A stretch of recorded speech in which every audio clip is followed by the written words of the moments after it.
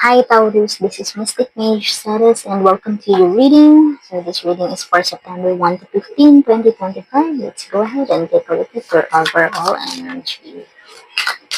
What's your message for Taurus this coming September 1 to 15, 2025?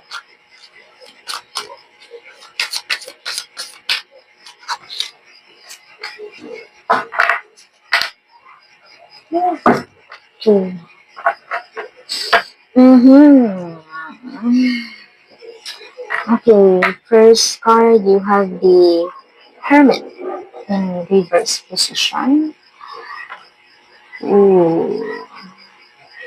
So this indicates that you are withdrawn from a social event or parang ayaw niyo munang makipaghalubilo sa mga tao.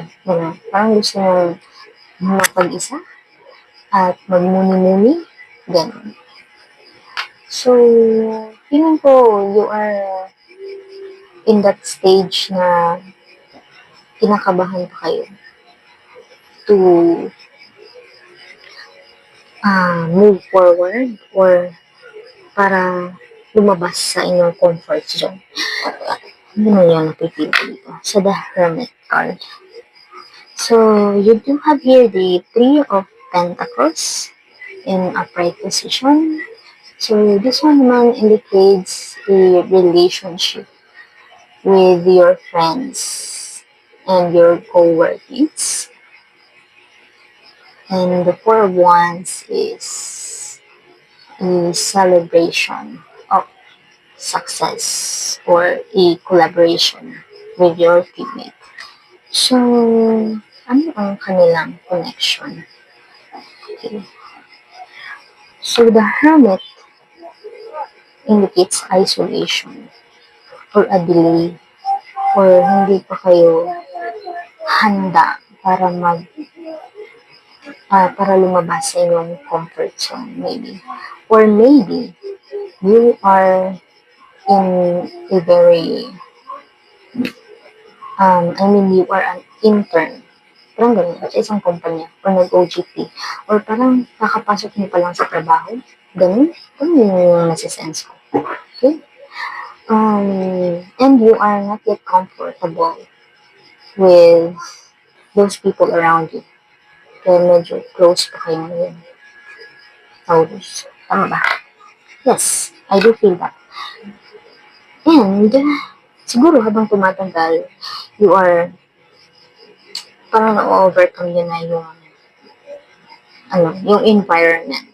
Parang gradually na-adapt niya na yung society around you sa inyong new business venture or business or career na maybe bagong hire kayo. And you do feel that you belong there. And that your the people around you are very caring, very hindi sila toxic, sobrang panin nila, sobrang nakikipaghalubilo sila, sobrang warm ng kanilang welcome sa inyo. Okay? And maybe meron kayong project na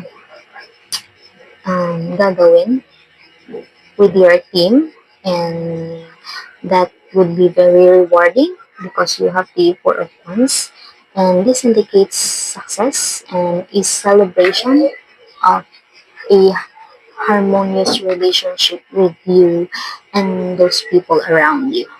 Okay?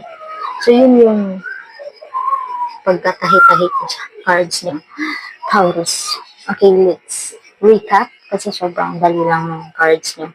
So, you do have the Hermit here. So, maybe this first day of September, you do feel alone. You do feel not yet comfortable sa inyong new environment. But after a few days, pagkatapos nyo makipaghalubilo sa mga person around you, you do feel that they are very sincere, they are warm, and very inspiring. Parang ganun. And yeah, yun yung basa sa inyong card. So, let's have a healing energy for your situation. What's your guidance for Taurus this September 1 to 15, 2025? Ayun.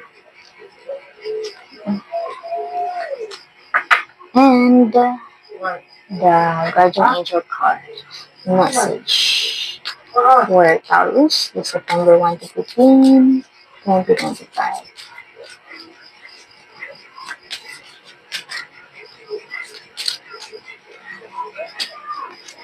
Relax.